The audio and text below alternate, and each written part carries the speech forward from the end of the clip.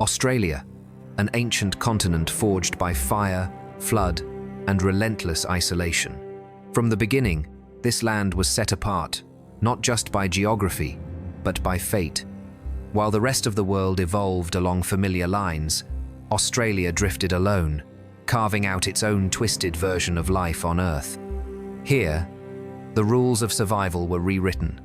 Creatures adapted to extremes of climate, extremes of competition, extremes of evolution itself. In a place where nothing was predictable, the bizarre became normal, and the terrifying became dominant. Before Europeans ever laid eyes on its shores, Australia was already a world unto itself, a world filled with monsters, not mythical beasts, but real animals. Animals so strange and so deadly they defied logic. Animals that could crush bones, tear flesh, and vanish into the shadows before being seen again. Animals that once walked, crawled, slithered, and soared over a continent that was as alien as any imagined planet. For millions of years, isolation served as a crucible for evolution. Predators grew larger, smarter, and more efficient. Prey grew stranger, sometimes even more dangerous than those who hunted them. Some moved silently through forests of giant eucalyptus. Others swam in warm inland seas that stretched across half the land. Some were armored, others venomous. Some were slow and heavy, others lightning fast. But all were adapted perfectly to a land that punished the weak and rewarded the extreme.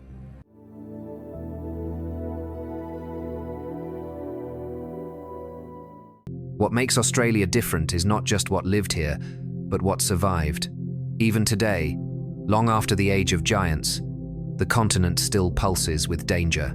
The echoes of its prehistoric past are not lost. They crawl through its deserts, swim in its rivers, and fly above its forests, snakes that strike faster than the eye can see, spiders with venom potent enough to kill, crocodiles unchanged since the days of the dinosaurs, and birds that look like they've stepped out of another era entirely. To understand modern Australia is to understand what came before. It is to look back into deep time, into an era when this continent was a stage for some of the most terrifying animals the world has ever known. Beasts that would have haunted the dreams of even the fiercest predators elsewhere. This is not a story of myths. It is a story of fossils, of science, and of the brutal beauty of nature. It is a story of a continent that refused to play by the rules. A continent that became the ultimate testing ground for life, at its most raw and unforgiving. This is the story of prehistoric Australia, and this is why it was pure nightmare fuel. Australia did not begin as a continent of death. It began, like all land masses, as part of a greater whole. More than 200 million years ago, during the early Jurassic, the continents were not scattered across the globe as we see them today. They were fused together into one colossal supercontinent known as Pangaea. This was a time before isolation, before distinct evolutionary paths. Vast forests stretched across what would later become continents, and the animal kingdom was shared by all. But beneath the surface, tectonic forces stirred. The Earth's crust is not a single unbroken shell, but a mosaic of plates floating over molten rock, and these plates are always in motion. Over millions of years, Pangaea began to fracture.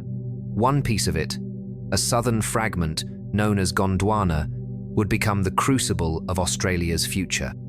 This landmass contained what is now South America, Africa, Antarctica, India, and Australia.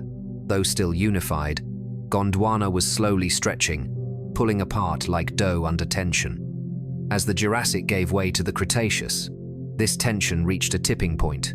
Cracks turned into rifts, rifts into oceans.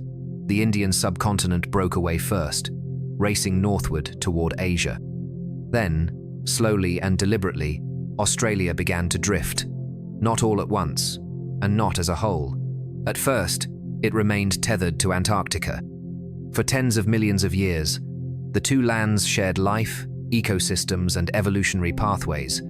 Dinosaurs roamed freely across both, as did early mammals and primitive birds. But about 85 million years ago, the final separation began. The Australian plate started its slow journey northward, detaching from Antarctica and setting out alone. It was a lonely voyage across the vast emptiness of the Southern Ocean, and it was a voyage that would define everything that followed. This movement, although imperceptible to any living creature, had profound consequences. Isolation is one of evolution's greatest engines. Once cut off from the rest of the world, Australia became an evolutionary laboratory. Species already present were forced to adapt without influence from outside ecosystems. New traits emerged. Ancient lineages survived. Some creatures shrank, others grew. Some retained characteristics long extinct elsewhere. And over time, the unique monsters of Australia began to take shape. But tectonics did more than shape the continent's boundaries. They shaped its terrain, its climate, and its ecological pressures. As Australia drifted north, it encountered changing latitudes and climates. Regions that were once cool and wet became hot and dry. Forests retreated. Deserts advanced. Mountain ranges buckled upward, changing rainfall patterns and carving natural barriers that further segmented ecosystems. Rivers formed and dried up. Inland seas flooded the lowlands, only to evaporate again over time. These shifting environments forced creatures to adapt or die. And in this pressure cooker of climate and isolation, Australia's most terrifying creatures began to evolve. By the time the dinosaurs went extinct around 66 million years ago, Australia was already well on its way to becoming alien. While most of the world recovered from the mass extinction by diversifying placental mammals, Australia took a different path. Here, marsupials, mammals that give birth to underdeveloped young and carry them in pouches, thrived. Without competition from placental predators, marsupials filled every ecological role. Some grazed like cattle, others burrowed like moles.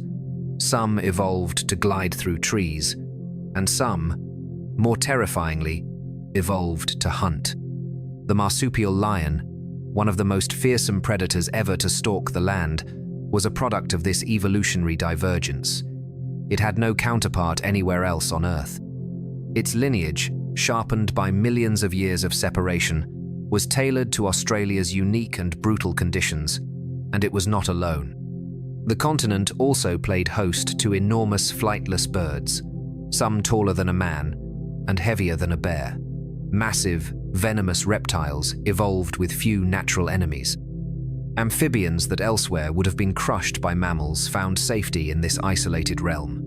Even monotremes, egg-laying mammals, like the platypus, persisted here, while vanishing from nearly every other corner of the globe. This evolutionary divergence was supercharged by the absence of large, carnivorous placental mammals in Africa and Asia.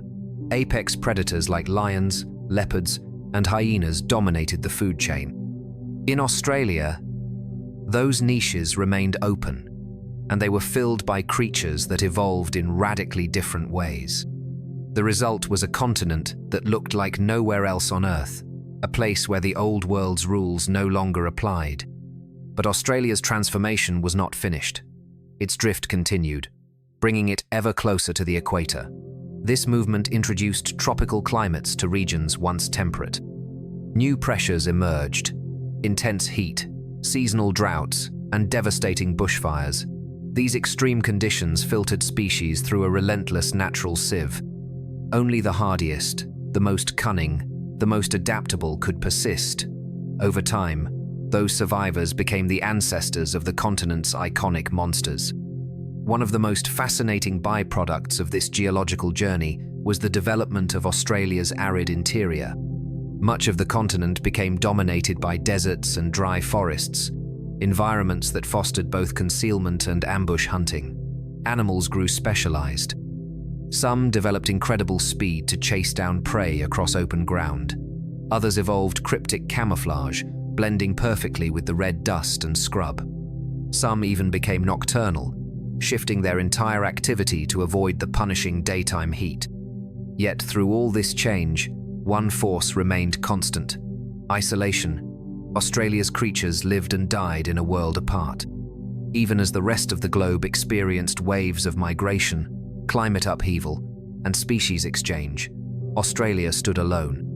It was this solitude that preserved the ancient, the dangerous, and the strange. Eventually, around 0 to 65, 0 years ago, humans arrived. They were the first outsiders to set foot on this land since it began its lonely journey. And what they encountered was a continent ruled by titans, giant reptiles, marsupial predators, armored herbivores, and birds built like living tanks. To these early settlers, Australia must have seemed like another world, because in every way that mattered, it was. By the time the rest of the world took notice, many of these creatures were already gone. Extinction had swept across the land, driven by climate shifts, human activity, and ecological fragility. But their bones remained. Fossilized in the ancient soils, buried beneath layers of dust and time, they whispered of a time when Australia was far more than strange, it was deadly. The birth of this deadly continent was not a single moment. It was a slow, grinding transformation, written in stone and silence. It was shaped by the collision of continents, the pull of the Earth's plates, and the relentless trial of survival. It was not a place built for comfort or balance. It was a crucible, and it forged life into something wild. And what emerged from that crucible was a continent like no other. A continent of monsters. In the vast timeline of Earth's history, the Pleistocene epoch was a relatively recent chapter, beginning around 2.6 million years ago and ending just 700 years before the present. But for Australia, this period marked a peak in evolutionary drama. It was a time when nature's most radical experiments came to life, walking, hunting, and thriving across a continent that had long been left to its own devices. While the rest of the world dealt with mammoths, saber-toothed cats, and towering ground sloths, Australia had its own gallery of giants creatures that defied comparison, each one shaped by the continent's isolation and extremes. These were the giant killers of the Pleistocene, apex predators that ruled the land not through sheer size alone, but through power, adaptation, and evolutionary ingenuity. They lived in a world of giants, surrounded by massive herbivores, armored reptiles, and oversized birds. To thrive in such an environment, they evolved with one purpose: to dominate. Among these predators, none were as feared or as mysterious as Megalania. This creature was the largest terrestrial lizard to ever live, a distant cousin of the Komodo dragon, but far more terrifying. Estimates suggest Megalania could grow over 7 meters in length, possibly more, and weigh upwards of 500 kilograms. Its muscular frame was built for power, not speed, but in the thick woodlands and open scrub of Pleistocene Australia, that was enough. Like modern varanid lizards, it likely possessed venom glands, allowing its bite to weaken or kill prey long after the initial strike. Fossils tell only part of the story, but even from bone alone, the picture is clear. Megalania was not just a giant lizard, it was a mobile, silent death machine. But even this reptilian terror shared its domain with something arguably stranger: the marsupial lion, Thylacoleo carnifex. Unlike any predator found elsewhere in the world, Thylacoleo was a unique blend of biology, a marsupial with the killing efficiency of a true apex predator. About the size of a leopard, but powerfully built, it had jaws that could generate an extraordinary bite force proportionally greater than that of any big cat alive today. Instead of canine teeth, it used shearing incisors to slice through flesh and bone. Its forelimbs were muscular and tipped with retractable claws, ideal for climbing an ambush. And its stiffened tail may have helped stabilize it during powerful lunges. Thylacoleo was no mere scavenger. It was a predator of precision, one that relied on stealth, power, and anatomical specialization. Some evidence even suggests it may have hunted in trees or dropped onto prey from above. The existence of such a creature, both marsupial and lion-like, could only have happened on a continent like Australia, where ecological roles were filled not by imported mammals but by homegrown adaptations. Prey, too, was massive and deadly. Take Procoptodon, for example, a giant short-faced kangaroo, standing over 2 meters tall, with forward-facing eyes and a flat muzzle. Unlike today's kangaroos, Procoptodon's unusual anatomy suggests it moved more like a bipedal human than a hopping marsupial. It had immense strength and could defend itself with powerful kicks. Facing such prey, even the most capable predator needed skill and caution. Then there were the diprotodons, the largest marsupial species ever to exist. These gentle giants resembled wombats the size of rhinoceroses, grazing on grasslands and moving in herds. Though herbivores, their size alone made them nearly invincible to all but the most daring or desperate predators. Yet their presence supported an entire ecosystem, providing food not only through predation, but also in death, their carcasses sustaining scavengers and opportunists across the plains. Some predators didn't need to kill at all. They simply waited. Lurking in the waterways were massive crocodiles, some of which grew larger than their modern relatives. The most infamous among them was Quincana, a land-dwelling crocodile with long legs and serrated teeth. Unlike the slow, ambush-based behavior of today's saltwater crocs, Quincana may have actively chased prey on land. Its presence near waterholes and rivers turned every drink into a gamble, a moment when any creature could be pulled into the jaws of death. The sky held its own terrors. While large, flightless birds dominated the ground, some of their ancestors may have soared above, searching for signs of weakness. The boundaries between hunter and hunted were always thin. Pleistocene Australia wasn't a simple food chain. It was a tightly wound web, where every creature lived on the edge of survival. But the predators weren't just physical threats. Many of them were also environmental specialists. They were shaped by the continent's cycles of drought, fire, and flood. The ability to adapt meant the difference between extinction and dominance. Megalania's cold-blooded physiology allowed it to thrive in low-resource environments. Thylacolio's muscular frame meant short bursts of extreme violence rather than long chases, and crocodilian predators used torpor periods of dormancy to outlast unfavorable seasons. Even behavior became a tool of survival. What made these creatures especially terrifying wasn't just their strength, it was their unfamiliarity. They were products of an evolutionary path not taken by the rest of the world. They defied the logic of predators elsewhere. They were built for ambush, endurance, and raw force. And unlike their counterparts in Africa or the Americas, they were often the only large carnivores in their ecosystems. There was no competition, no second place, just them and everything else. Then came a shift, a presence that would change everything. Around 0 to 65, 0 years ago, humans arrived in Australia. They came with tools, with fire, and with an understanding of the land, however limited. For the first time, the balance of power shifted. Even the giant killers of the Pleistocene had never faced a threat quite like this. Early humans likely encountered Megalania in the wild. They may have seen Thylacolio watching from the treetops, or smelled the stench of a decomposing diprotodon left behind by a predator. There may have been fear, but there was also understanding. Over time, the power of coordinated hunting, fire management, and expanding human populations began to take a toll on these ancient predators. They didn't vanish all at once. Some may have clung to survival in isolated pockets, but eventually, they disappeared. Not with a roar, but with a silence that settled over the land and stayed. Today, their bones lie scattered across the Australian outback.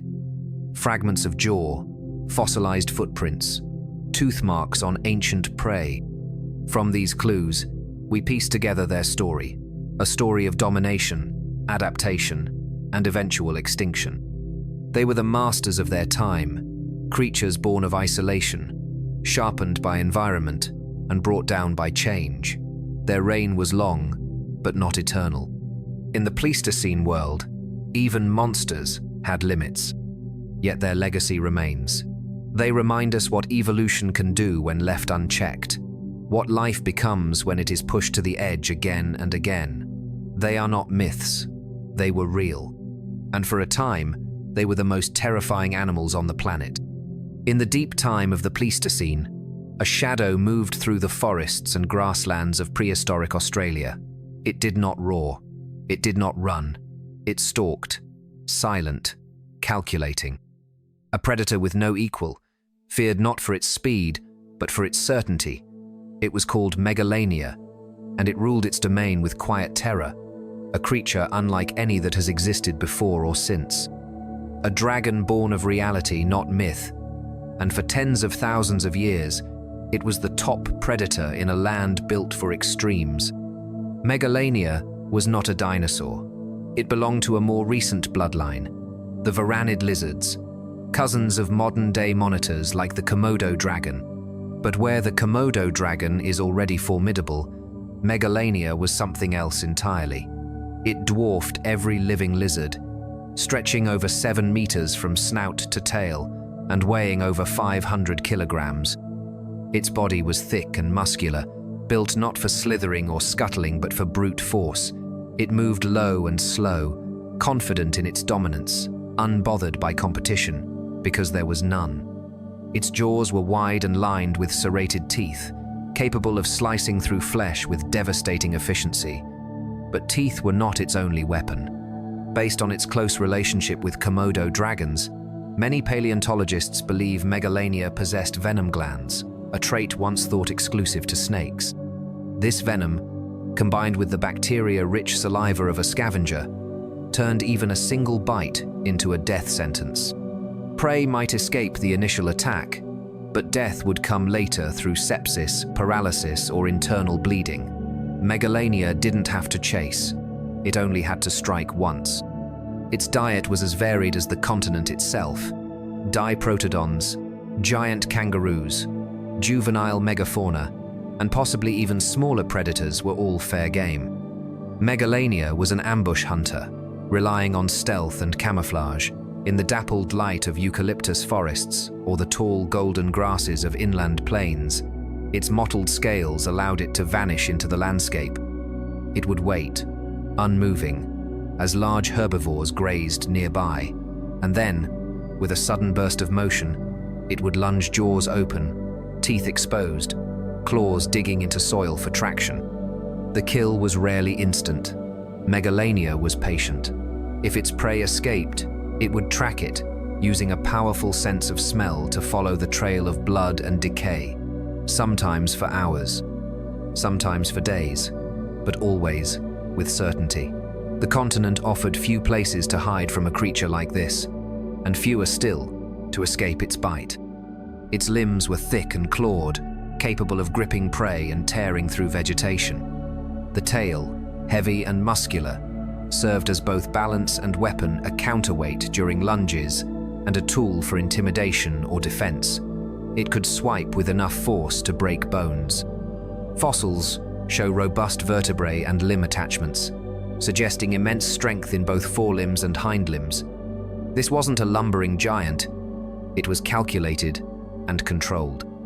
But despite its monstrous form, Megalania was not a mindless brute. Modern varanids are intelligent, and it's likely Megalania shared this trait. Evidence from living monitor lizards shows problem-solving abilities, memory retention, and even complex hunting behaviors. If Megalania inherited these qualities, it wasn't just a predator of strength, it was a predator of thought. The ecosystem in which it lived was already populated with formidable creatures. Giant kangaroos like Procoptodon roamed the open plains. Diprotodons moved in herds through forest corridors. Towering, flightless birds paced the dry woodland edges, and Thylacoleo, the marsupial lion, stalked the underbrush and trees, but none stood at the top like Megalania. It operated above the rest, a solitary force that claimed kills too large for most others to attempt. Unlike the social predators of Africa and the Americas, Megalania likely hunted alone. Its large size made group hunting unnecessary and even impractical. Solitary hunting also meant less competition over kills. But it also meant the creature needed a vast range. It's estimated that each individual may have roamed territories stretching over hundreds of square kilometers, always moving, always watching, always waiting for the next opportunity to strike. One question has long haunted researchers. Did Megalania encounter humans? The timeline suggests it is possible. The earliest Aboriginal Australians arrived on the continent around 65,000 years ago. Some fossil sites suggest Megalania may have persisted until around 50,000 years ago, placing the two species within potential contact range. If they did meet, it would have been a collision of worlds, one ancient, silent, and scaled, the other clever, tool-wielding, and new. Oral traditions from Aboriginal cultures speak of great beasts, of monsters that moved like shadows and struck without warning. Whether these tales describe Megalania or not is impossible to say, but the fear is real. And it's a fear that may have lived in the minds of early humans, just as it once lived in the landscape itself. The decline of Megalania remains a mystery. Like many of Australia's megafauna, it disappeared within a relatively short window after the arrival of humans. Whether this was due to hunting, competition, habitat disruption, or the spread of fire remains debated. Some believe that as large herbivores vanished, the food supply for apex predators like Megalania collapsed. Others argue that direct confrontation with humans sealed its fate. But perhaps extinction was not immediate. Perhaps a few individuals survived in remote valleys, far from human settlements, clinging to survival for generations. We may never know. What we do know is this. When Megalania vanished, it took with it a unique form of dominance. A lizard that reigned not by chasing prey across open fields, but by waiting in silence.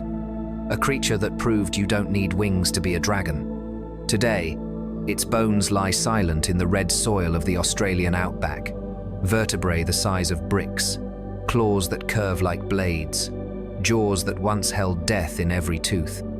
Paleontologists uncover these remains bit by bit, assembling a portrait of a monster that once was. And each new discovery paints the same picture, one of absolute power. The reign of Megalania was not marked by spectacle or chaos. It was marked by inevitability. When it moved, others stopped. When it fed, others watched. And when it vanished, the land grew quieter. Not safer, but quieter, because something fundamental had been lost. A symbol of what Australia once was. A place where monsters ruled not just in legend, but in life. And for a time, one of those monsters was real. A dragon of scale and fang. And it belonged to Australia alone. A predator doesn't need to be the largest to be the deadliest. Sometimes, it's the most unexpected creatures that deliver the most devastating force. In prehistoric Australia, while giants like Megalania dominated the ground with brute strength and venom, another hunter stalked its prey with agility, silence, and surgical precision. It did not roar. It did not chase. It calculated. It waited, and then it struck. This was Thylacoleo carnifex, known today as the marsupial lion, and in many ways, it was unlike any predator the world had ever seen. The name marsupial lion is misleading. It was neither a lion nor a relative of any big cat. It belonged to a completely different branch of evolution marsupials, the same group that includes kangaroos, wombats, and koalas. Yet this creature was no gentle grazer. It was the deadliest mammalian predator to ever evolve on the Australian continent, and it did so in isolation, with no large placental carnivores to compete against. Here, marsupials ruled every ecological niche, and in the role of apex predator, Thylacoleo rose to power. About the size of a modern-day leopard, it weighed between 100 and 130 kilograms, though some individuals may have grown larger. Its build was compact and muscular, with strong forelimbs, a short but powerful tail, and an unusually robust skull. But what made Thylacoleo extraordinary wasn't just its physical form, it was the strange collection of traits that had never before existed in a predator. Unlike carnivores from other continents, Thylacoleo did not have large canine teeth. Instead, its front incisors were modified into shearing blades. These teeth acted like scissors, slicing cleanly through flesh, muscle, and even bone. Its jaws were short but incredibly strong, designed for maximum bite force over a small area. Relative to its size, its bite force is estimated to be the most powerful of any known mammal living or extinct. Its forelimbs were equally unusual. Thick and muscular, they ended in retractable claws, a feature it shared with big cats, but which is extremely rare among marsupials. These claws were sharp and curved, perfect for grasping prey or climbing trees. Fossil evidence from cave walls suggests Thylacoleo may have scaled vertical surfaces, using its limbs to dig into rock and bark alike. Combined with a semi-opposable thumb and a claw like a dagger, it could grab and hold struggling prey with lethal efficiency. Its tail was stiff and heavy, acting like a counterbalance or a brace. Some scientists believe it allowed the animal to rear up on its hind legs, while using its forelimbs to deliver powerful slashing strikes. Others think it may have helped stabilize the animal during ambushes or while climbing. Either way, Thylacoleo was a predator built not just to kill, but to dominate its environment in 3 dimensions. Land, trees, and possibly even caves were all part of its domain. Its hunting strategy was likely ambush-based. Australia's dense forests and scrublands offered perfect cover. It may have waited in trees or dense underbrush, watching herds of giant kangaroos or diprotodons move below. Once it selected a target, usually the old, the weak, or the young, it would descend or leap silently, landing with precision. Its powerful jaws would then snap shut on the neck or windpipe, ending the struggle in seconds. Unlike pursuit predators, Thylacoleo didn't rely on speed over distance. It relied on proximity and power. Its entire body was adapted to deliver maximum damage in the shortest amount of time. Once it engaged, the outcome was almost always certain. This anatomical uniqueness raises a question: how did such a predator evolve from herbivorous ancestors? The answer lies in Australia's evolutionary isolation. Without placental carnivores to compete with, marsupials began to diversify into every available role. Some became grazers, some became burrowers, some adapted to the canopy, and some turned to meat. Thylacoleo's lineage, the diprotodonts, were originally herbivores. But over millions of years, one branch of this family tree took a darker path, transforming into one of the most efficient killers the world has ever known. Fossils of Thylacoleo have been found across the Australian continent, from open plains to cave systems. The most famous discoveries come from the Narracoorte caves in South Australia, where dozens of skeletons have been unearthed, perfectly preserved in the dry underground chambers. Some individuals appear to have fallen in and died. Others may have dragged prey into the caves to feed in safety. The bones of their victims, giant wombats, kangaroos, and even other carnivores are found alongside them. What these fossil sites reveal is a glimpse into the behavioral complexity of Thylacoleo. This was not a mindless predator. It may have used cover, chosen ambush sites, and even returned to familiar feeding grounds.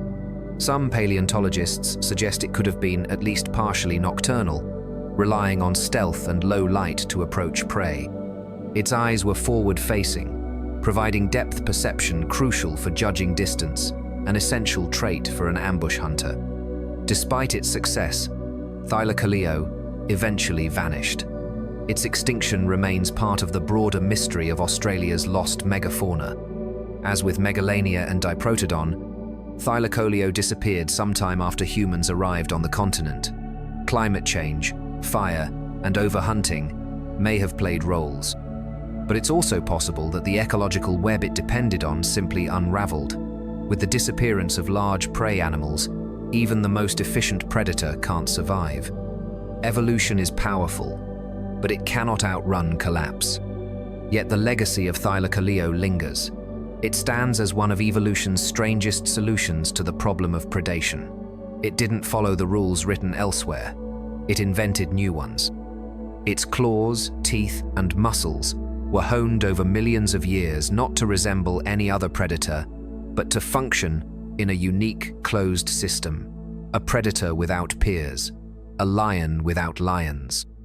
In many ways, it reflects what makes Australia's evolutionary history so fascinating. The continent didn't just replicate the animals found elsewhere.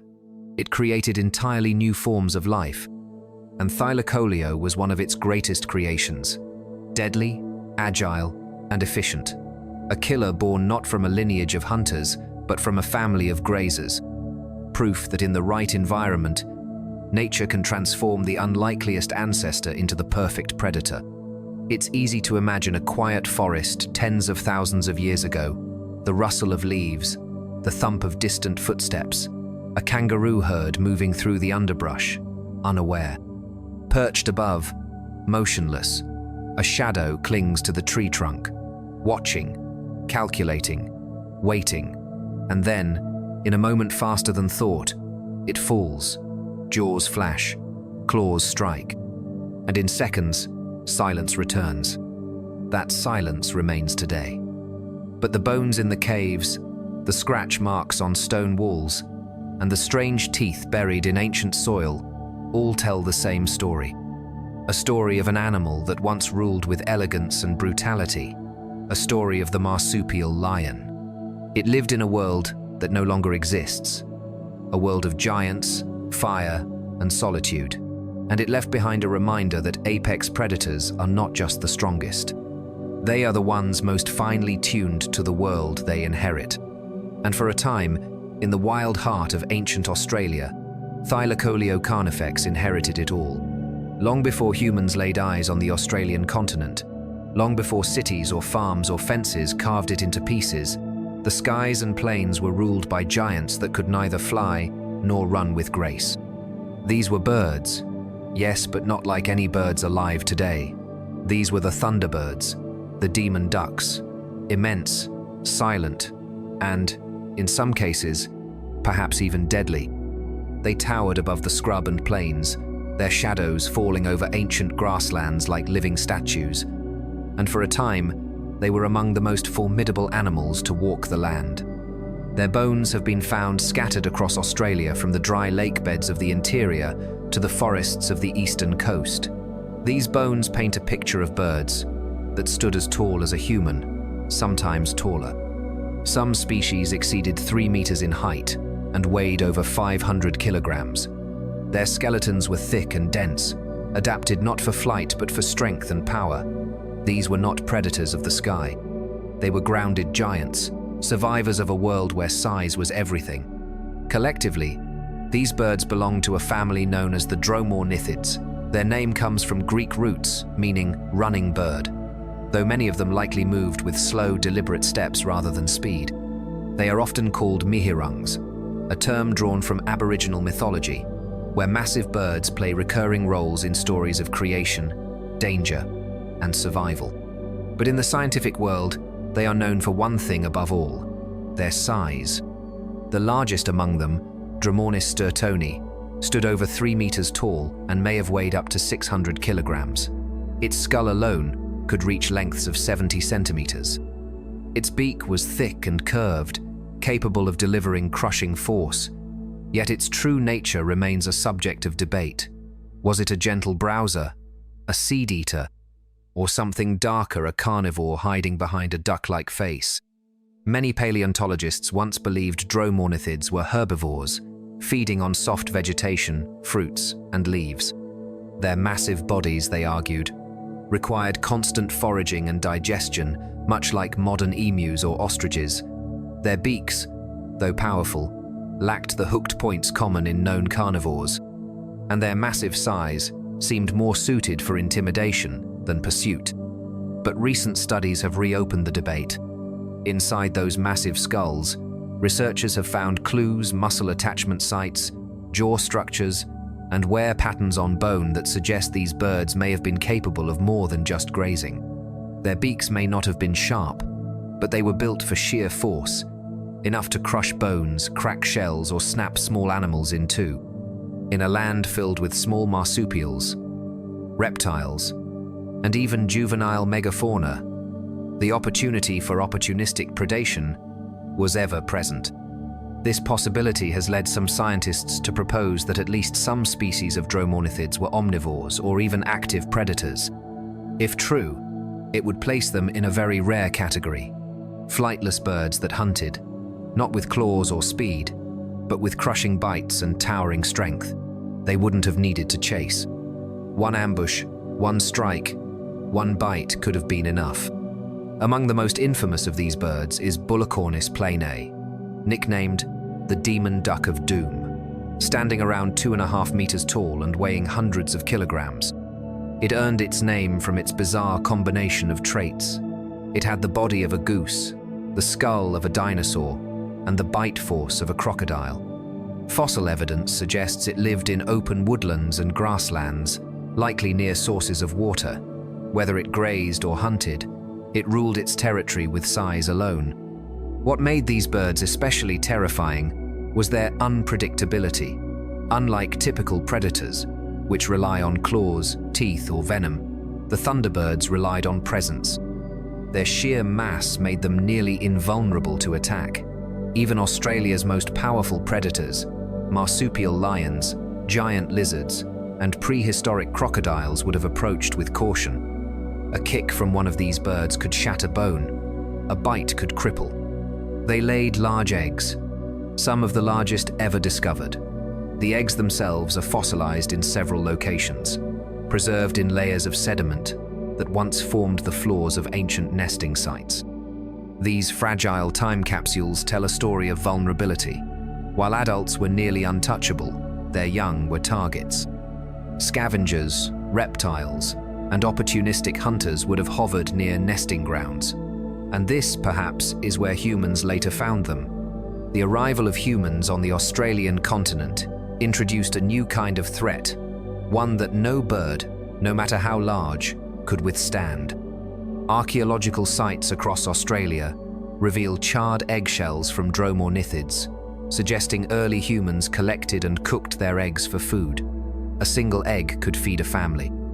Multiple eggs could sustain entire groups, and as populations grew, the pressure on these birds increased.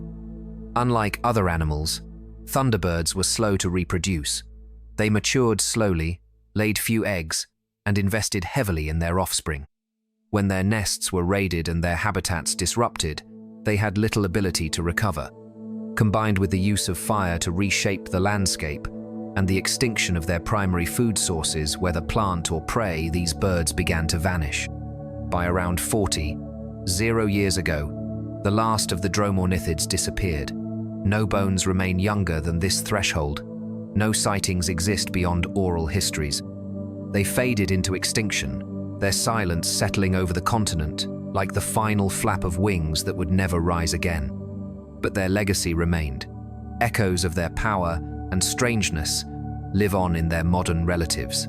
Today, emus and cassowaries roam Australia smaller, less terrifying, but still formidable.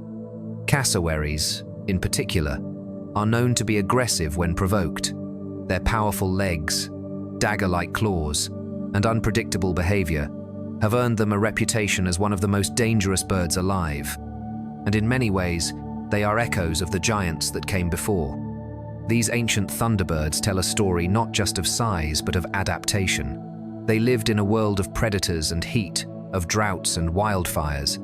They survived by becoming immovable, by standing tall when others crouched low, by relying on strength when speed failed, and in doing so, they dominated a continent already filled with monsters. They were birds that did not fly, birds that may have hunted, birds that lived at the very edge of evolution, where strength became survival and size became strategy. Their existence challenges what we think we know about avian life. They remind us that even creatures we associate with grace and flight can become symbols of raw power. And perhaps most hauntingly, they remind us how quickly even the mightiest can fall. It didn't take an asteroid or a volcano to wipe them out. Only a few thousand humans with fire, hunger, and curiosity. A slow erosion of space and time, and then they were gone. But in the layered soils of dry lake beds, in the fragments of giant eggshells, and in the skulls that once housed crushing beaks, their story remains, a story of a land where birds walked like tanks, where ducks bore the faces of dragons, and where every shadow on the horizon could have been a bird beast of terror.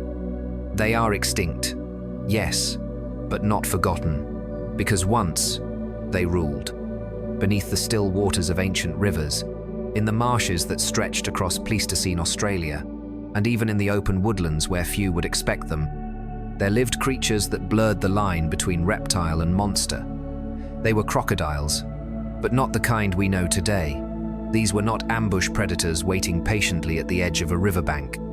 These were active hunters, some of them capable of sprinting across land, mouths open, jaws filled with teeth sharp enough to tear through muscle and crush bone. They were Quincana and Palymnarchus, relics of a time when Australia's predators were not bound to a single method of killing.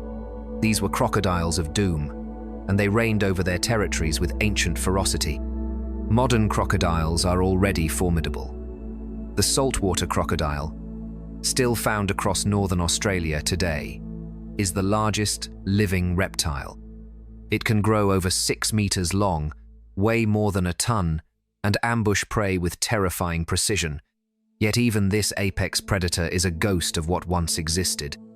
In the fossil record, we find evidence of crocodilian relatives that were just as massive, but more versatile. They didn't wait for prey to come to them. They went looking for it. Quincana was the most unusual among them. Part of the Mecosuchinae subfamily, it belonged to a group of crocodiles that adapted to life on land.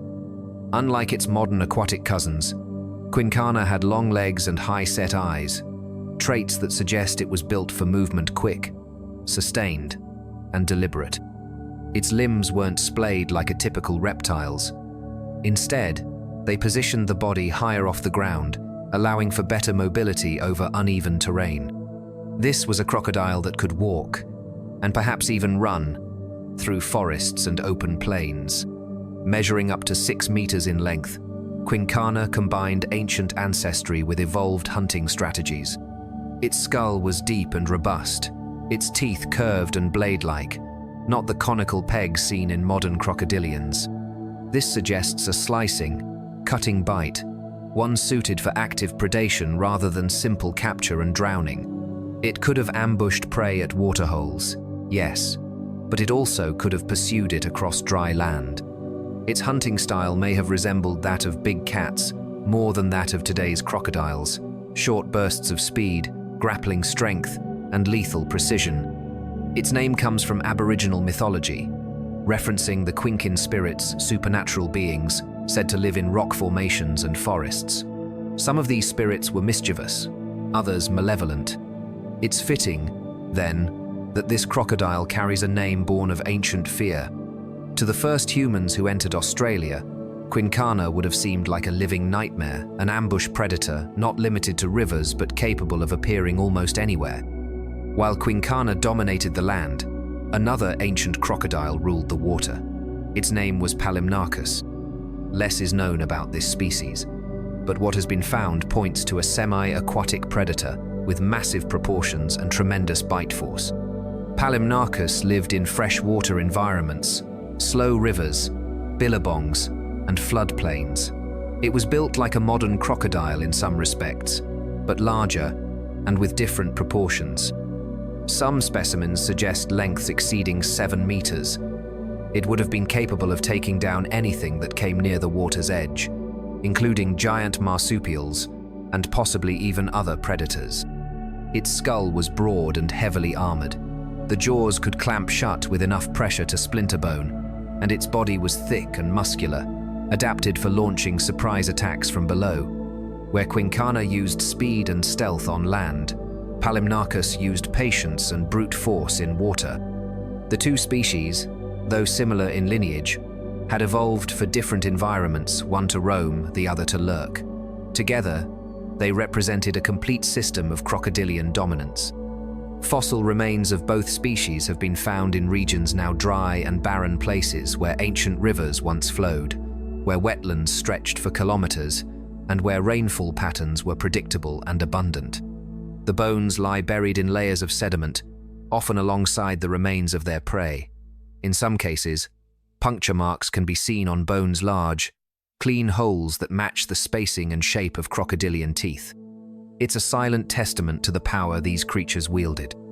Their dominance wasn't just physical. they played crucial roles in their ecosystems. By preying on the weak, the sick, and the isolated, they helped regulate populations of other megafauna. They scoured riverbanks for carrion, cleaned up decaying flesh, and kept other predators in check. Apex predators like Quincana and Palymnarchus were more than hunters. They were engineers of the ecosystem, shaping the behavior of everything around them. But even giants fall. Like many of Australia's megafauna, these crocodiles began to vanish around the same time humans arrived. Some theories suggest direct hunting. While attacking a 6-meter reptile would be dangerous, early humans were persistent and clever. They could have set traps, used fire to flush predators from hiding, or targeted nests to eliminate future generations. The loss of key prey species such as giant kangaroos and diprotodons may have also contributed to their decline. Without large herbivores to sustain them, the massive crocodiles may have starved. Climate played its part too. Australia was drying out. The lush rivers and floodplains of the Pleistocene began to recede. Waterholes vanished, and with them, the ambush sites that predators like Palymnarchus relied on. Forests thinned, open ground expanded, and for a crocodile that depended on water, this change was a death sentence. Even Quincana, more adapted to terrestrial life, could not withstand the combined pressure of ecological collapse and human expansion. Today, only fragments of these creatures remain. Jawbones buried in red soil, teeth turned to stone, vertebrae weathered by time. They are dug up in the heat of the Australian sun, dusted off, measured, and studied. From them, we reconstruct a picture of a world long gone. A world where no edge of water or stretch of land was ever truly safe, where death could arrive on 4 legs or in a single crushing bite. Modern crocodiles are reminders of that world. Though smaller, more constrained, and limited in range, the saltwater crocodile is a survivor, a relative of the monsters that once reigned. But even it doesn't match the versatility or diversity of the ancient forms. It swims, it ambushes, it kills. But it doesn't sprint across dry ground in pursuit of prey. It doesn't slice flesh with blade-like teeth while standing upright. Those capabilities are gone now, fossils of a different time. And yet, the fear remains. The stillness of a river, the ripple on the surface, the sudden silence of birds. These are echoes of a memory passed down in bone and instinct. A memory of creatures that once turned rivers red and forests silent. Crocodiles that didn't just wait for prey to come close, but made sure it had nowhere else to go. They were not legends, they were real. And for a time, they were the undisputed rulers of water and land alike. Beneath the tangled undergrowth of prehistoric Australia's ancient forests, winding through dry riverbeds and sliding silently beneath the leaf litter, lived a predator that needed no legs, no claws, no armor. It was muscle wrapped in scales, patience in motion, and its name was Wanambi. Though it moved without sound, its presence shifted the rhythm of the ecosystem. Nearby animals froze at the rustle of leaves. A flicker of movement, and then nothing. When Wanambi struck, it did so with the force of history behind it. A lineage older than mammals, older than birds, older than the continent itself. Wanambi narracoatensis was a true giant. It belonged to a now extinct family of snakes known as matsoids, a group that once slithered across Gondwana before the breakup of the supercontinent. By the time it evolved in Pleistocene Australia, it had become a master of ambush. Some individuals stretched up to 6 meters long, as thick as a grown man's thigh. It was not venomous. It didn't need to be. Like modern pythons and boas, it killed by constriction. It would lie in wait, motionless, until a wallaby, a juvenile diprotodon, or some smaller marsupial passed within reach. Then, in a burst of speed, it would wrap its coils around the victim and squeeze until breath and blood ceased to move. Wanambi's skull was narrow, its teeth curved backward to grip and hold struggling prey. Its jaws could expand, unhinging to swallow animals much larger than its own head. Its eyes, set slightly forward, offered better depth perception than most snakes, aiding in ambush precision. Its body, covered in keeled scales, helped break up its outline, turning it into a living shadow in the dense brush or rocky outcrops where it hid. It lived during a time when Australia was home to an astonishing array of predators. Megalania, Thylacoleo, Quincana, all ruled with teeth and claws, but Wanambi ruled with silence. It needed no speed, no chase. It needed only patience.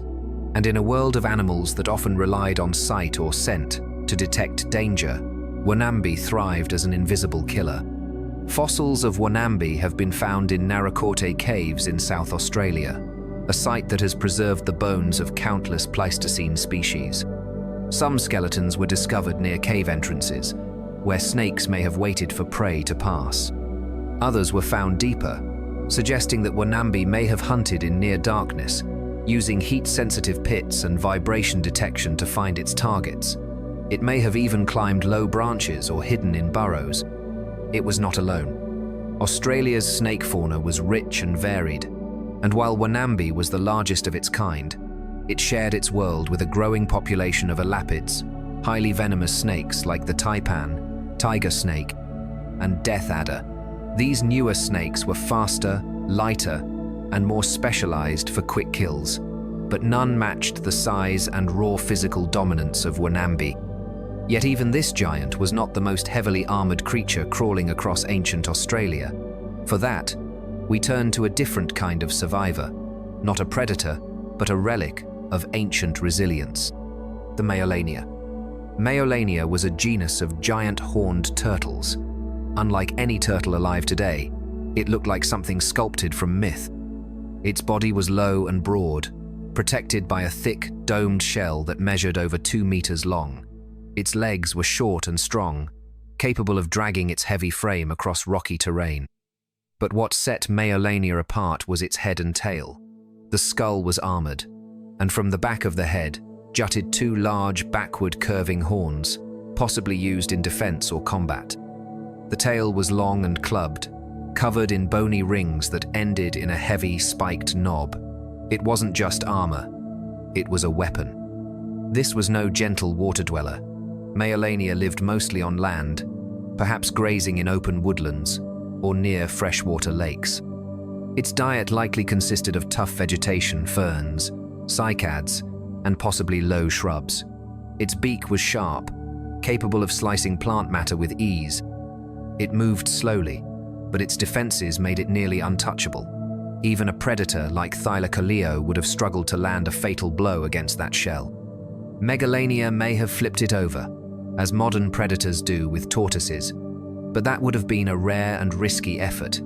For the most part, Megalania was a walking fortress. Its origins go back over 100 million years, making it a living fossil by the time it shared the land with Australia's Pleistocene giants. The evolutionary pressure that shaped it came not from speed or agility, but from surviving predators that evolved alongside it for millions of years. Its horns and tail club likely developed not to chase or hunt, but to defend, to endure, and to outlast.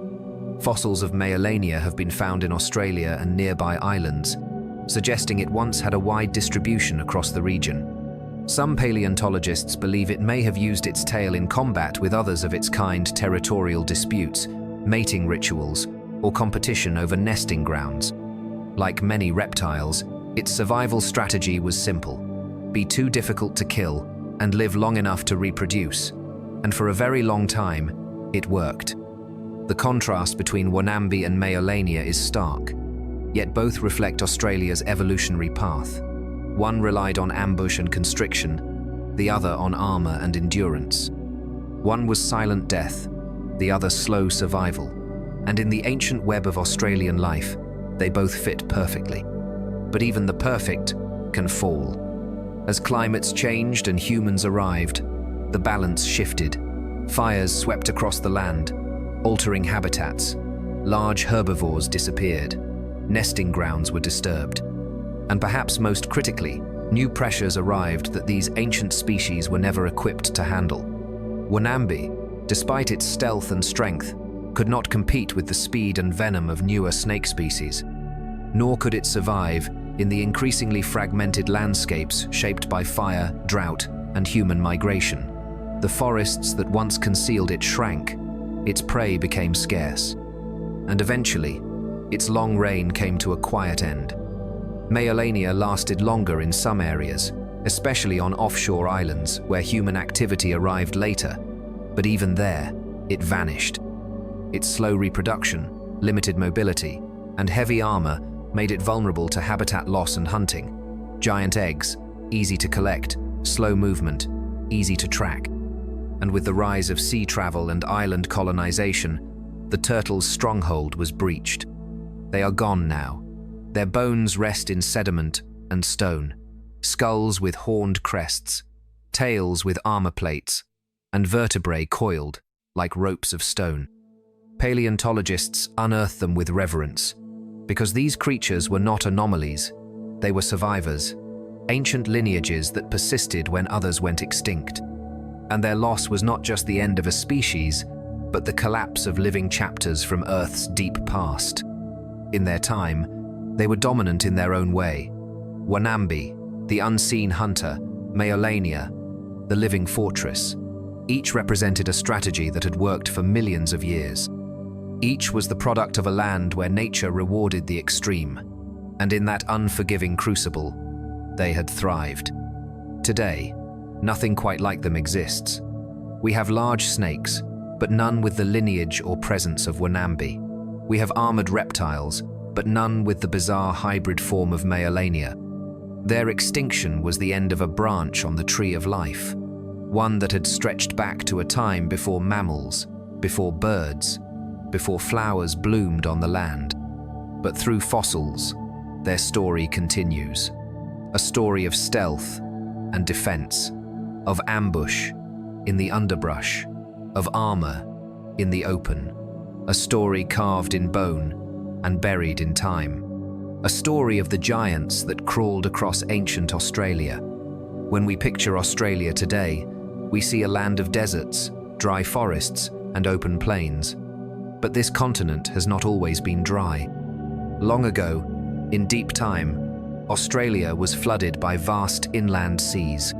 Slow-moving and shallow, these bodies of water once covered large portions of the land, stretching like inland oceans across what is now dry heartland.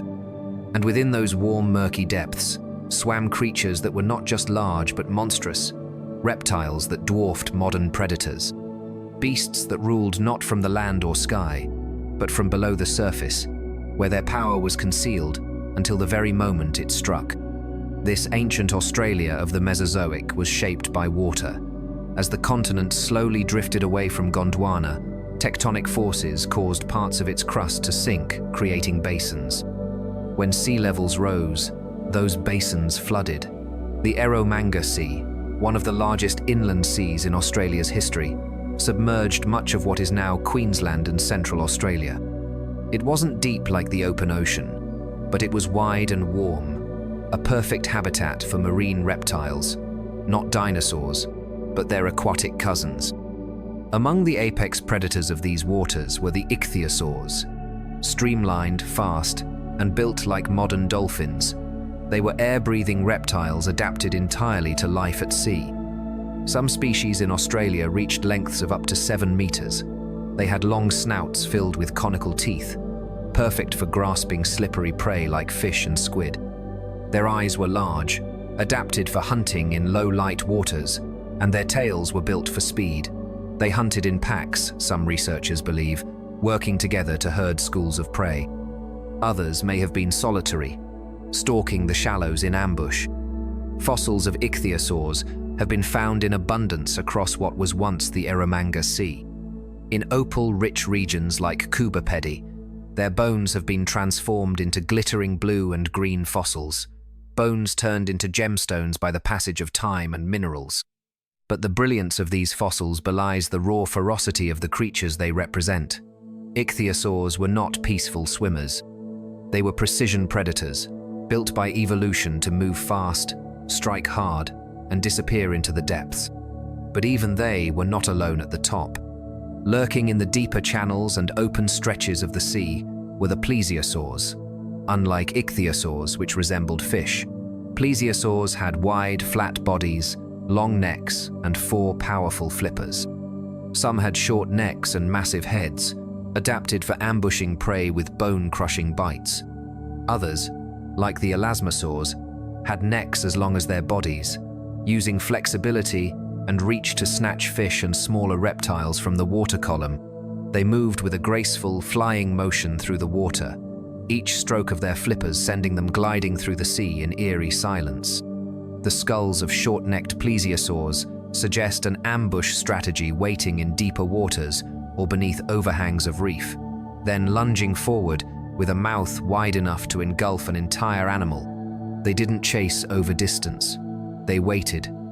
Much like modern crocodiles, they relied on patience, stealth, and explosive power.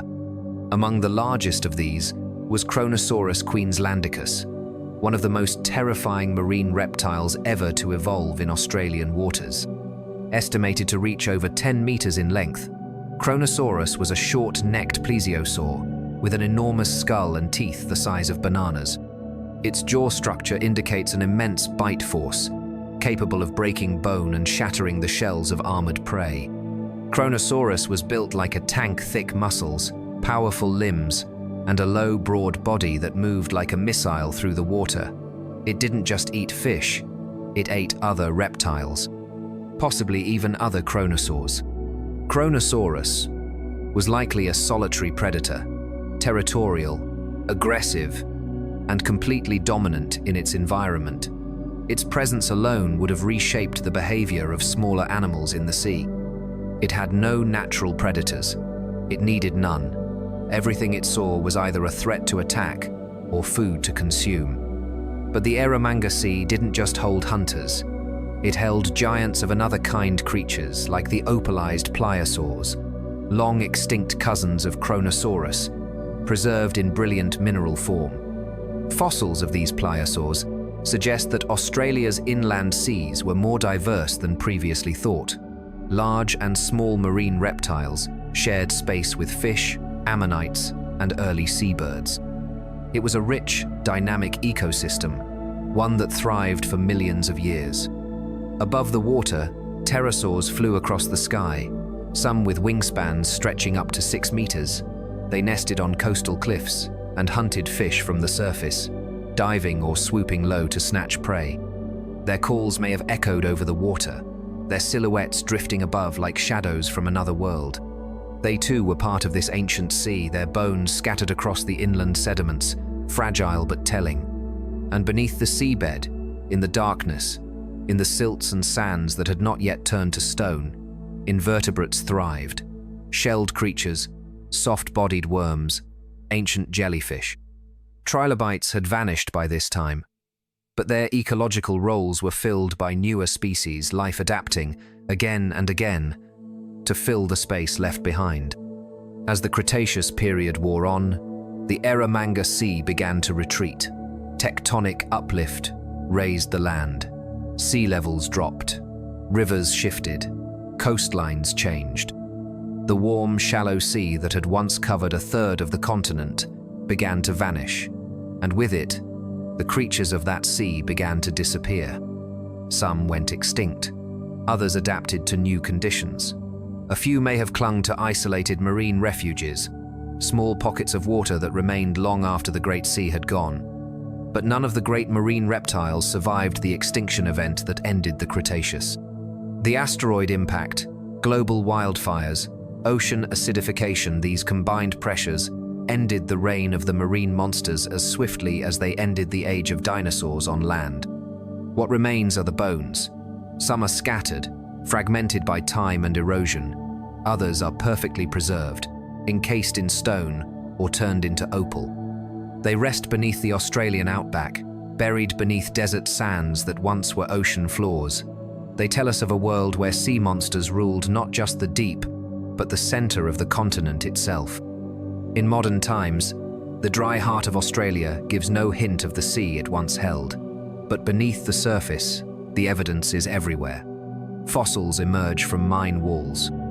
Layers of sediment reveal ancient shorelines. Shells are found hundreds of kilometers from the nearest modern coast. The land remembers, even if the surface forgets. And so, the story of Australia's inland seas lives on not just in science but in silence, in the shimmering bones of ichthyosaurs, in the jaws of Kronosaurus, in the wings of pterosaurs etched into ancient rock. They were monsters of the sea, but their echoes live in the land. Because once, long ago, the heart of Australia was ocean, and it belonged to creatures beyond imagination. Australia is no stranger to fire.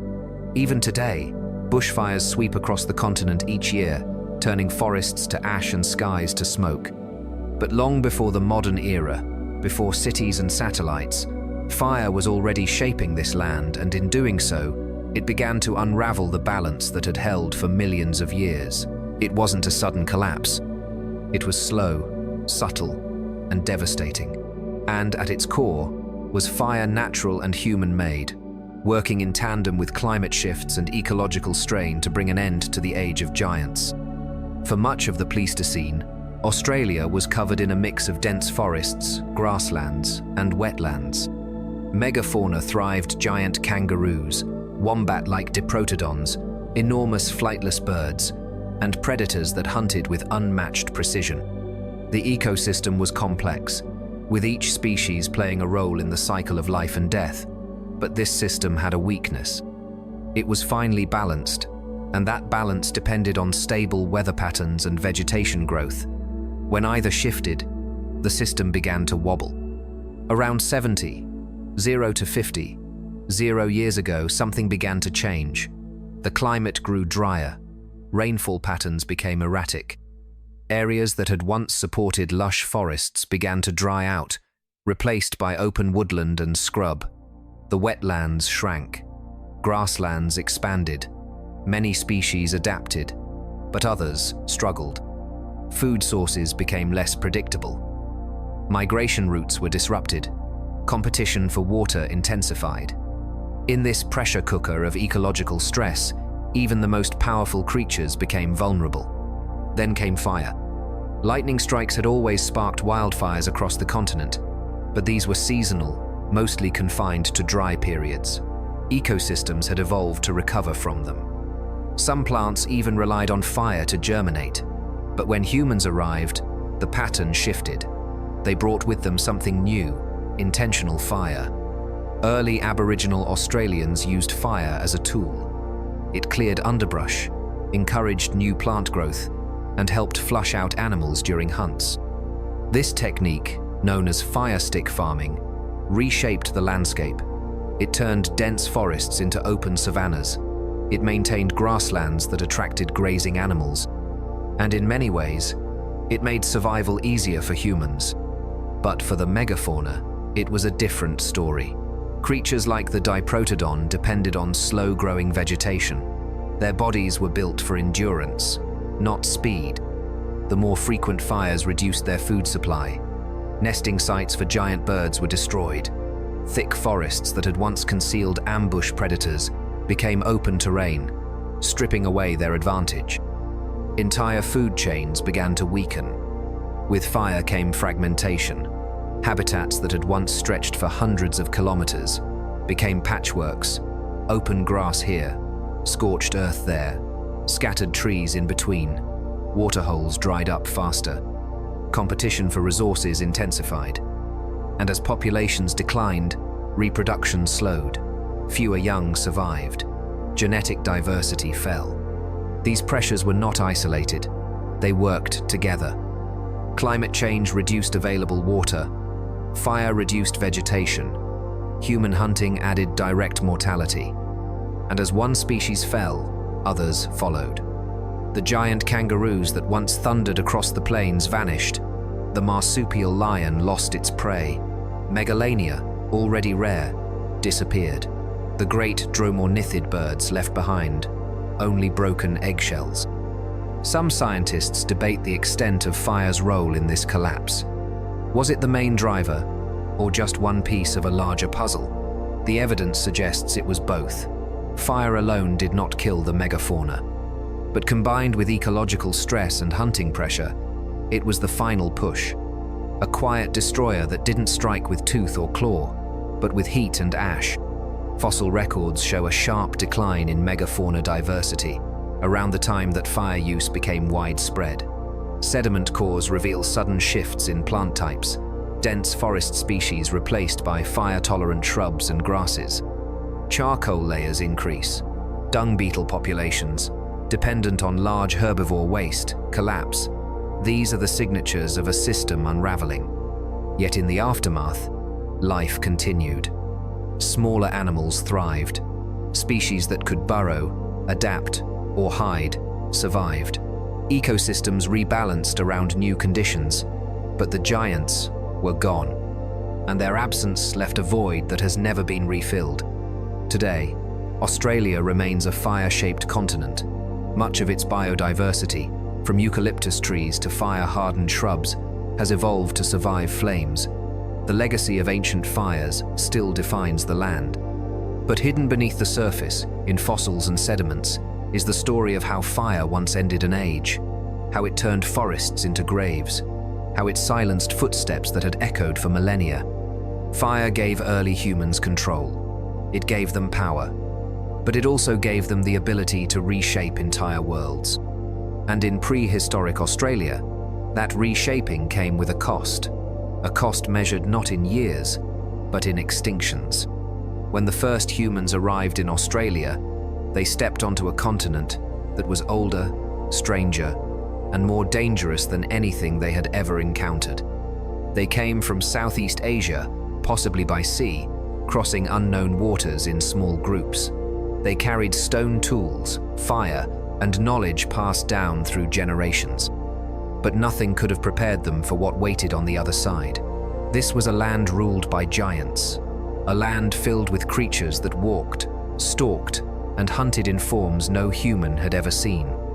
For tens of thousands of years, humans had adapted to a world shaped by mammoths, cave lions, and saber-toothed cats. But Australia was different. Its monsters were born of isolation. Here, evolution had taken a different path. Predators had pouches instead of placentas. Lizards were the size of cars. Birds stood taller than men. And danger came not just from the tooth and claw, but from sheer unpredictability. The first encounters would have been terrifying. Imagine walking through dry woodland and hearing the low rustle of underbrush. Not a snake, not a kangaroo, but a Megalania 7 meters of scale, muscle, and venom, watching from the shadows. Imagine glimpsing a thelicoleo, eyes glowing in the twilight, leaping from a tree with claws drawn and jaws ready to crush bone. Imagine sleeping near a waterhole and being awakened by the sound of something enormous, shifting just beyond the firelight. These were not stories. They were real animals, and they saw humans not as masters but as prey. Yet humans adapted. They observed, they learned, and they feared. Oral traditions passed down through Aboriginal cultures contain echoes of these encounters, stories of giant birds that chased and killed, of reptilian spirits that waited in caves, of monstrous beasts that once roamed but are now silent. These tales may be the fading memories of real interactions of fear etched into memory, long after the creatures themselves had vanished. Survival meant more than just avoiding attack. It meant understanding the landscape, the patterns of movement, the signs left behind in the dust. Humans would have learned quickly which waterholes were too quiet, which trees were too scarred. They would have noticed the scratch marks left by marsupial lions on rock faces, the tracks of massive lizards baked into the earth. They would have watched birds scatter suddenly into the air and known to stop moving. Fire was one advantage. With fire, humans created safety zones. They lit the night, scared off predators, and reshaped their surroundings. They burned underbrush to expose hidden dangers and flush out prey. They used smoke as a shield and flame as a weapon, and slowly, the balance began to shift.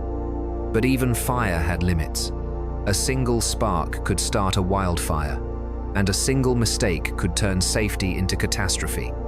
Some creatures, like the giant wombat like Diprotodon, may have panicked during burns, trampling everything in their path.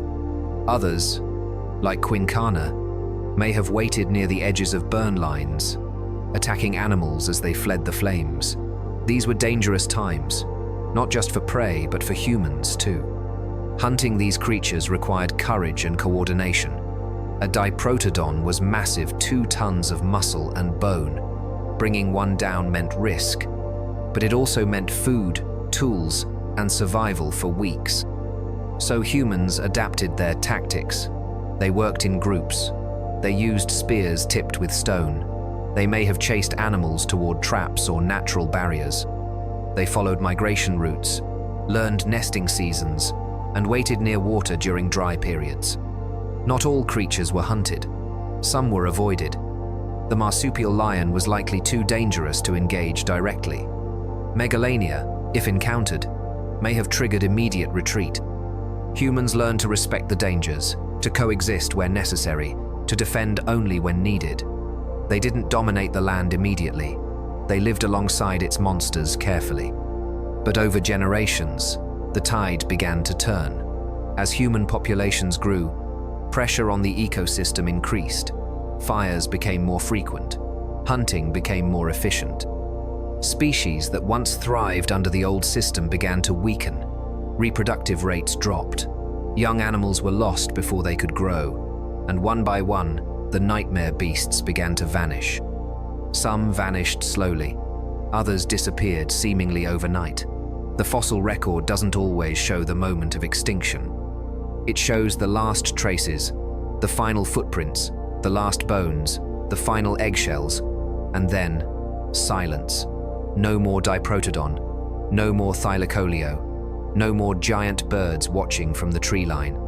Only emptiness where giants once stood.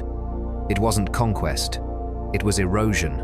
Not a single battle, but a slow grinding down of ecosystems under the combined force of climate, fire, and human presence. A fragile world tipped out of balance by the arrival of a species, unlike any other, a species that could think, remember, plan, and shape the land itself. Yet for a time, they lived together, humans and monsters, side by side, sharing rivers and caves, watching each other through firelight and shadow. The beasts of Australia did not vanish in ignorance. They vanished in full view.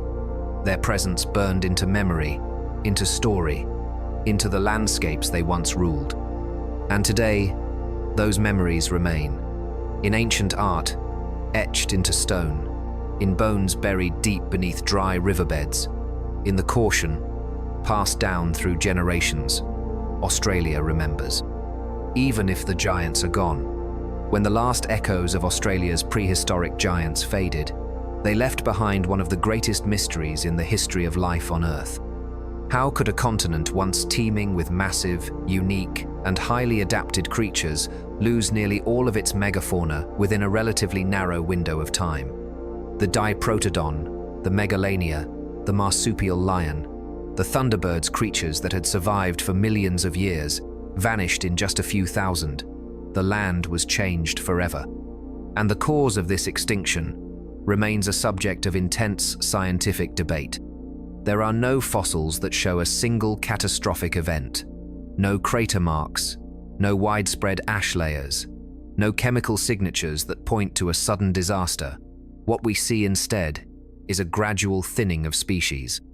First, the largest disappear, then the specialized, then the predators who relied on them, until only fragments remain, bones without context, ghostly remnants of lives erased by forces still not fully understood. Scientists have long debated two main possibilities: climate change and human impact. Both forces were active during the period when the megafauna declined. Both left marks on the landscape, and both could have played a role in driving these ancient animals to extinction. Australia's climate during the late Pleistocene was anything but stable. Over the course of tens of thousands of years, it underwent dramatic shifts, cooler glacial periods, followed by warming phases. Rainfall patterns changed. Vast lakes dried into salt pans, Inland rivers vanished or became seasonal trickles. Forests retreated. Grasslands expanded. And with each shift, ecosystems were forced to adapt. Species that had evolved for lush conditions suddenly found themselves in drying, fragmented environments. Their food sources changed. Migration routes were cut off. Breeding grounds disappeared. The land that had sustained them began to work against them, and some species simply couldn't adapt quickly enough. For herbivores like Diprotodon, the drying climate meant less access to nutritious vegetation. For predators like Thylacoleo and Megalania, the decline of prey species meant starvation. Large animals need large territories, reliable food, and stable water. Without those, they collapse. But climate alone may not explain the full picture. These creatures had survived previous climatic swings. Some species had existed through multiple glacial cycles. They had faced drought, flood, and fire before. What made this time different? The arrival of humans adds another layer to the mystery. Early Aboriginal Australians are believed to have arrived on the continent between 50, 0 and 65, 0 years ago. Shortly after their arrival, the fossil record shows a rapid decline in megafauna diversity. Within just a few thousand years, nearly all of the continent's largest species were gone. This timing is more than coincidence, it suggests causation. Humans brought fire, tools, and hunting techniques that were unlike anything these animals had encountered before. They didn't need to kill every animal, just enough to tip the balance. Slow-breeding species couldn't recover from even modest hunting pressure. Eggs were taken from nests. Young were killed before maturity. Old and weak animals were targeted first. And slowly, population numbers dropped below the point of recovery. Fire may have played an even larger role. Used deliberately to clear land and manage vegetation, human-set fires reshaped entire ecosystems. Forests became grasslands. Wetlands dried. The mosaic of habitats that supported a range of species began to flatten into simpler, less diverse systems. And once that complexity was lost, it could not be rebuilt. Still, some scientists argue for a more nuanced explanation.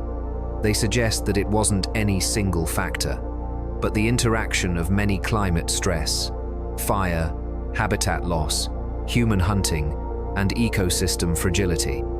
The megafauna were already under pressure from environmental change.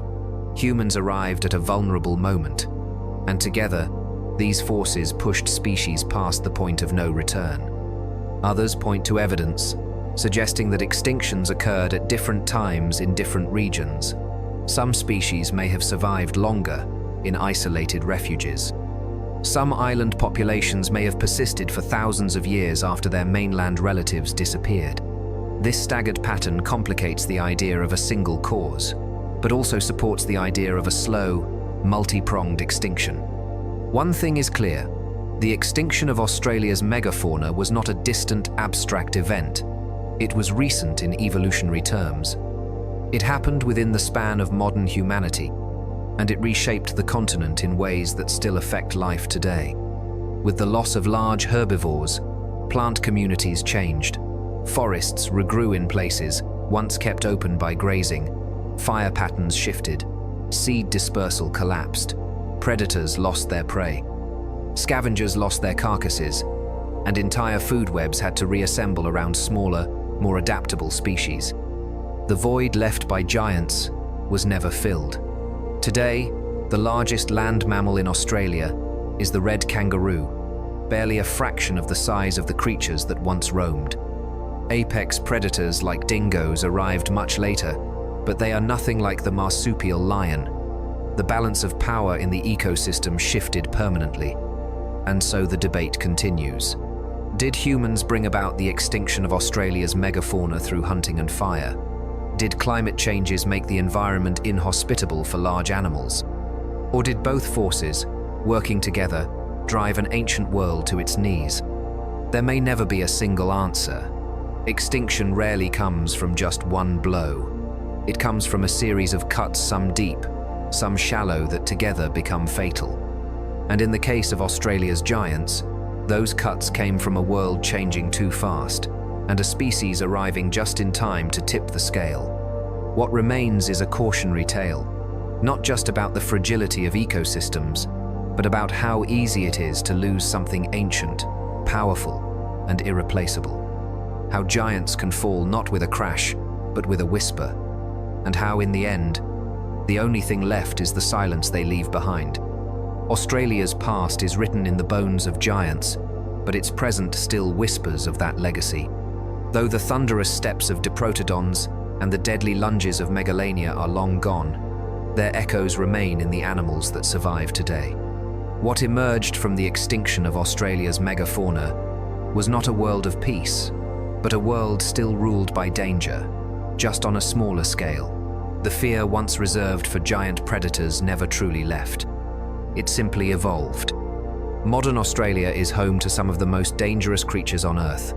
Snakes whose venom can shut down a nervous system in minutes. Spiders with neurotoxins so potent that one bite can paralyze. Crocodiles that strike with prehistoric force. Birds with claws sharp enough to disembowel. Each of these animals is a survivor not just of time, but of a land shaped by fire, scarcity, and ancient predators. They are the inheritors of a continent built on extremes. Take the inland taipan, also known as the fierce snake. It is the most venomous snake on the planet. A single bite contains enough neurotoxin to kill multiple adult humans, yet it is not aggressive. It moves with calm precision, avoiding confrontation unless provoked. Its potency is not about aggression, it's about efficiency. In a harsh environment, wasting energy can mean death. And so, like many Australian animals, the taipan evolved not for show, but for survival. Then there's the box jellyfish, floating almost invisibly in the warm waters off northern Australia. Its tentacles deliver one of the most painful and potentially fatal stings in the animal kingdom. It is silent, translucent, and deadly. Like the ambush predators of the past, it does not announce itself. It waits, and when it strikes, it does so without warning. On land, the cassowary patrols the forests of Queensland. It's a descendant of the ancient flightless birds that once roamed the continent, perhaps even related to the extinct dromornithids. The cassowary is smaller, but no less formidable. Its powerful legs end in claws that can slice through flesh. It can run at high speed, leap into the air, and defend its territory with ferocity. It is not a bird to be approached lightly, and in its eyes, you can still see the wildness of a time when birds stood taller than men. In the rivers and estuaries of the north, saltwater crocodiles continue the reign of their ancestors. They are the largest living reptiles, capable of growing over 6 meters long and weighing more than a ton.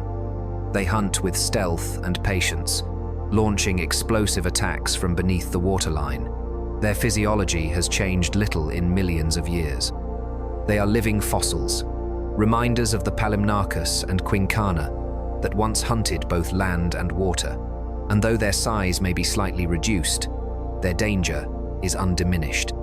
Australia's spiders, too, are part of this evolutionary legacy. The Sydney funnel web spider, with its fangs capable of piercing fingernails, delivers a venom that attacks the human nervous system with terrifying speed. The redback spider, small but deadly, hides in quiet corners and waits. These spiders didn't suddenly become deadly. They are the products of a long evolutionary arms race, shaped by predators and prey that no longer exist, but whose influence lingers in the genes of survivors. Even mammals carry echoes of ancient fear. The platypus, strange and semi-aquatic, delivers venom through spurs on its hind legs. While not lethal to humans, the pain is excruciating and can last for weeks. This bizarre trait venom in a mammal is a rare evolutionary holdover, possibly a defense against the intense pressures of ancient predation. These creatures are not anomalies. They are the products of Australia's unique evolutionary path, a path shaped by isolation, extreme climates, and the loss of giants. When the megafauna disappeared, ecological niches were left empty, the dynamics of predation shifted, and the animals that remained adapted to new challenges, smaller predators, human expansion, and climate instability. This legacy also shaped behavior. Many Australian animals are cryptic, nocturnal, or reclusive. They avoid confrontation. They hide in burrows, under bark, beneath leaves. These behaviors are not just adaptations to heat or dryness. They are survival tactics, inherited from ancestors who lived in a world where death could come from above, behind, or below at any moment. Humans, too, carry part of this legacy. Australia is the only continent where an ancient predator-prey relationship has left such a visible mark in modern culture. Fear of the bush, caution around waterholes, respect for the wild, all of these are grounded in something deeper than simple danger. They are echoes of a time when humans were not yet in control, when fire was still a fragile tool, when darkness meant uncertainty, and when every shadow might hold something deadly. Yet despite the danger, life thrives. The diversity of Australia's wildlife is extraordinary. From the bright colours of tree frogs to the intricate burrows of echidnas, from the intelligence of cockatoos to the resilience of desert lizards, this continent remains a living museum. And within each species lies a story of ancestors that survived extinction, of lineages that dodged disaster, of adaptations born in the furnace of prehistory. The extinction of the megafauna did not erase Australia's wildness. It focused it, distilled it, and what emerged was not a tamer land, but a sharper one. A place where danger comes not from giants, but from silence, from venom, from ambush, from legacy. Australia today is safer for humans than ever before, but the land still remembers. It remembers through the fangs, the stingers, the claws, through the eyes of creatures that see us, not as rulers, but as another piece of the ecosystem. And in that ecosystem, fear is still a language. Not fear born of malice, but fear as strategy, fear as instinct, fear passed down through generations, carved into muscle and bone, because in this ancient land, survival was never about dominance. It was about adaptation, about remembering what came before. And what came before was a world ruled by nightmare fuel. Beneath the dry, cracked surface of Australia's outback, a hidden world waits. A world long gone, buried in stone, dust, and silence. It is not a place of living monsters now, but of memories entombed in the fossilized bones of the giants that once ruled this land.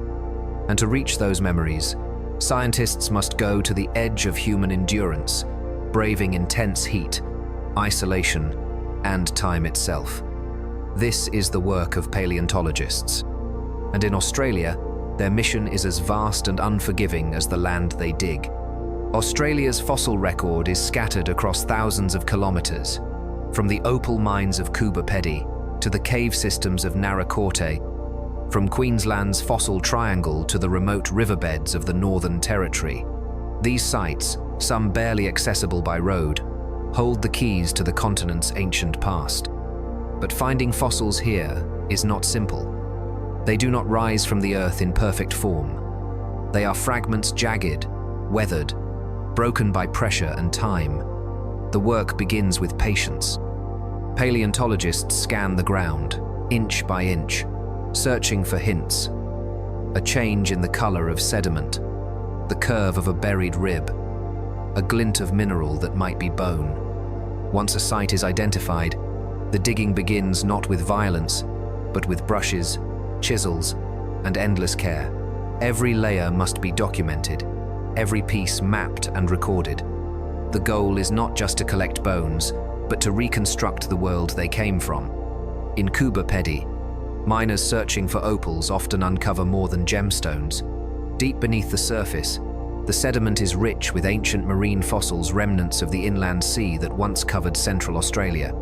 Ichthyosaurs, plesiosaurs, ammonites, and fish lie preserved in stone, their skeletons turned to opal by the mineral-rich water that once flowed through the ground. These fossils are both scientific treasures and objects of rare beauty bones that shimmer with every color imaginable. But even more valuable than their appearance is what they reveal. The shape of a jawbone can show what an animal ate. The position of limbs can suggest how it moved. Teeth, worn or broken, tell stories of survival, of struggle, of age. And when enough pieces are found, a portrait begins to form not just of a creature, but of an ecosystem. In Narakote caves, paleontologists crawl into dark chambers where time stands still. For tens of thousands of years, animals fell through sinkholes and became trapped in the caverns below. Their bodies piled up, layer upon layer, sealed in cool, dry conditions. The result is one of the richest fossil deposits in the southern hemisphere. Here, marsupial lions, giant kangaroos, massive snakes, and ancient wombats lie preserved side by side. The cave floor is a timeline, each layer a window into a different chapter of Australia's past. Studying these bones requires more than excavation. Back in the lab, scientists clean, assemble, and analyze what they've found. They use CT scans to look inside fossils without damaging them. They compare bones to modern animals to understand function and evolution. And they build digital models that bring long extinct creatures back to life, not as monsters, but as living organisms with muscles, blood, and behavior. Some discoveries reshape everything we thought we knew. A single tooth can suggest the presence of a new species. A footprint can rewrite the timeline of migration. A claw mark on cave stone can prove that Thylacoleo climbed walls. The work is slow, but the rewards are vast. Every fossil is a puzzle piece. And with enough of them, the full picture of Australia's prehistoric world begins to emerge.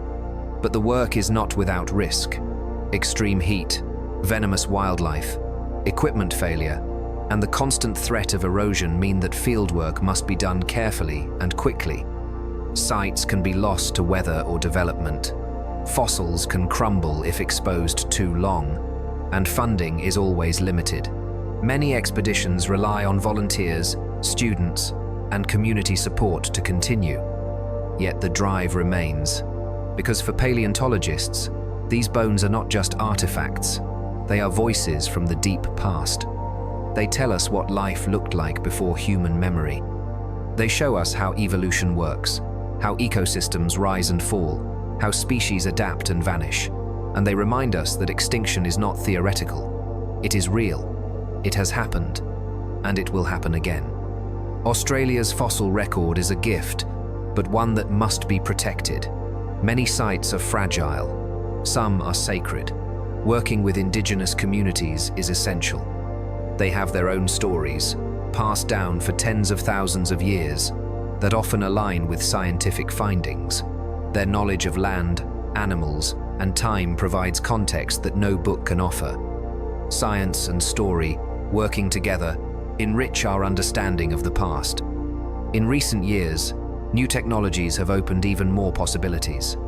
Isotopic analysis reveals ancient diets and migration routes. 3D scanning allows fossils to be shared worldwide. And machine learning helps identify patterns too complex for human eyes. The bones may be ancient, but the tools used to study them are cutting edge. Still, nothing replaces the moment of discovery, the heartbeat that skips when a scientist brushes away sand to find the curve of a skull, the quiet gasp when a jawbone slides free from its matrix, the thrill of knowing that this creature has not been seen for tens of thousands, sometimes millions, of years, and now it is seen again. This is how we resurrect the past, not with fantasy or fiction, but with stone and science, not with guesses, but with evidence. And in the Australian outback, that evidence runs deep.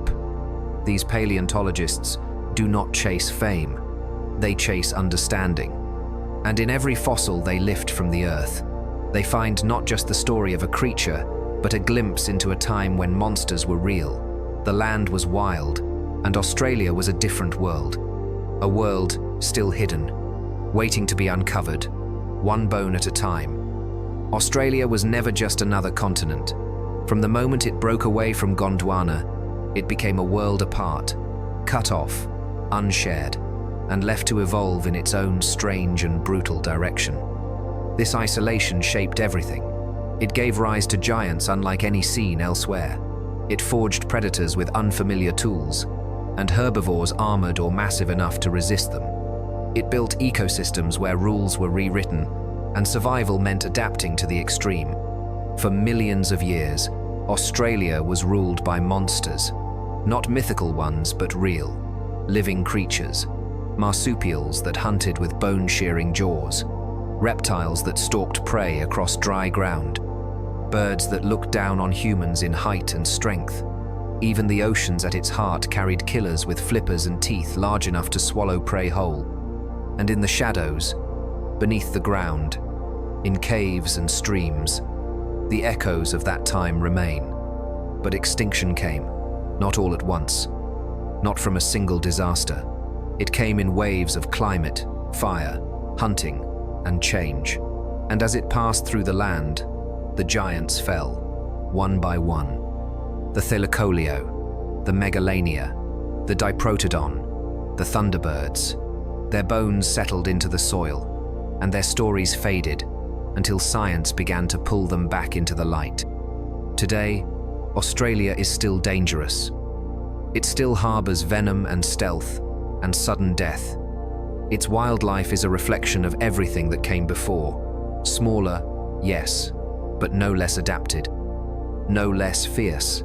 A land that remembers in behavior, in instinct, in the silence before a strike. This is the legacy of prehistoric Australia, a world that evolved in solitude, that produced life forms both terrifying and beautiful. And though the monsters are gone, their shadows stretch into the present, etched in stone, in genes, in memory. Because Australia was, and still is, a world unlike any other.